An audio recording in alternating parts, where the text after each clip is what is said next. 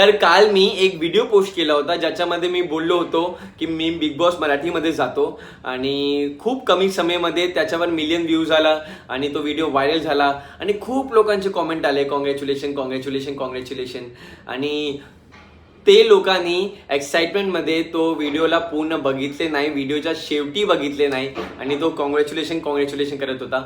पण जे लोकांनी तो पूर्ण व्हिडिओ बघितले त्यांना माहीत आहे की मला असा कोणतेही ऑफर नाही आला आहे. तो एक कॉमेडी व्हिडिओ होता ज्याच्यामध्ये मी हे स्वप्न बघत होता की मी बिग बॉस मराठी सीझन 6 मध्ये जातो. आणि तुम्ही सगळ्यांचे तो व्हिडिओवर कॉमेंट पाहून ना मला इतकी खुशी झाली ना की मी तुम्हाला सांगू नाही शकतो. कारण तुम्ही सगळ्यांचे एवढा प्रेम, एवढा सपोर्ट, दिल से शुक्रिया आहे तुम्ही सगळ्यांचा. बघा, बिग बॉस मध्ये जाण्याची माझी पण इच्छा आहे. आजचे नाही, बहुत पहिले से इच्छा आहे, पण तो आपल्या हातामध्ये नाही ना. मला माहित आहे की मला कधी ना कधी तर बिग बॉसचे ऑफर येणारच येणार.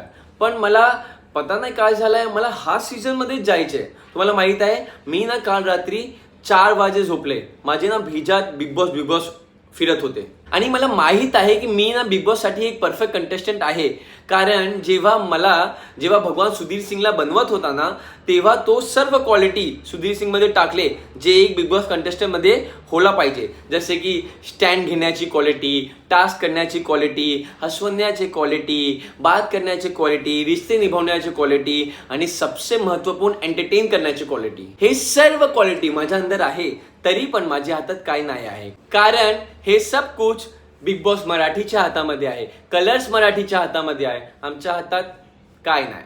आम्ही लोक तर फक्त बिग बॉस देवाने हात जोडून प्रार्थना करू शकतो की हे देव सुधीर सिंगला बोलवा, सुधीर सिंगला मौका द्या, सुधीर सिंग तुम्हाला निराश नाही करणार.